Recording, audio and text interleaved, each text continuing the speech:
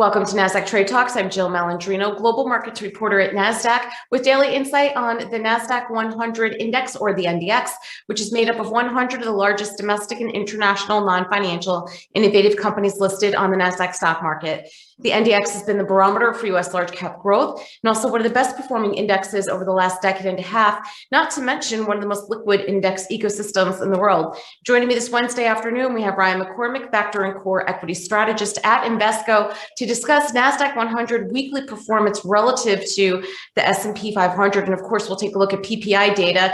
And Ryan, when we think about PPI data, what's happening with inflation, we can see why we've had that choppy performance with the Nasdaq-100 over the past week. Yeah, that's right on. You know, you look at the last week, QQQ down near 1%, S&P 500 down 53 basis points, S&P 500 value near flat, only down 0.1%. And you know, as has been the case for the past number of weeks, it's inflation concerns that are driving the markets, and particularly QQQ and these growth-oriented Nasdaq-listed companies. You know, I think when you look at the PPI data that was released on Thursday, last week we talked about CPI and the huge increase that we saw in that reading. PPI increased 0.6% from the prior month, after a 1% gain back in March. Looking at the core PPI, it advanced 0.7%, and the year-over-year number, which we've talked about, advancing by over 6%. That is really driven by some of the basing issues that we saw from last year. But it looks as though, you know, after Wednesday's report, Wednesday's CPI report rather, you're seeing some producers passing on these increased costs to consumers. And you know, I think when you look at both the readings together, it's no surprise that you're starting to see these inflation readings tick up, and subsequently people are worried about the effects of that on some of these companies. You know, also last week, on Friday, retail sales showed pretty much flat reading after a very large revised higher 10.7 advance in March. In April, we saw just flat, no growth. But you know, I think you're seeing the effects of the stimulus checks work through. You know, Americans have had a lot of spending power over the course of the pandemic, as you've seen savings rates go up, and then of course adding fuel to the fire with additional stimulus checks. But then on Friday, I think the real news was some of the guidance coming out of the CDC that, you know, masks outside as well as in some cases inside are not necessarily required. So this is back to the return to normalcy.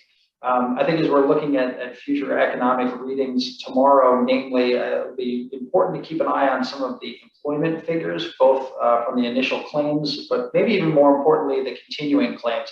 Let's see the pace at which people get back to work as we continue to progress towards this full reopening. I think all of that sort of leads into today's market action, where we saw the Fed minutes released from their April meeting.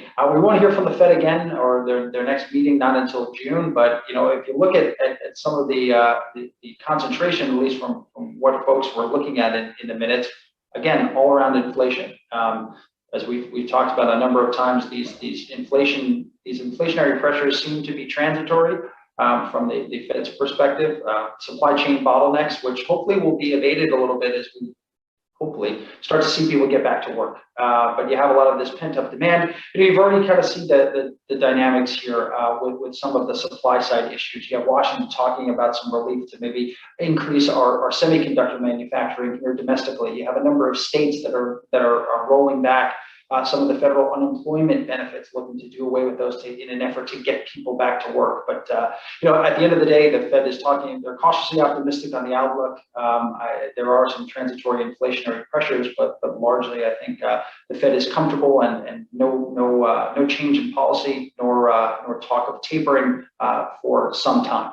So. And Ryan, to wrap up here in the last minute, when we drill down into sector performance, what do you see in there? Yeah, lack of energy and financials last week for QQQ weighed on the performance. Energy was up over 2%, financials up near 1%.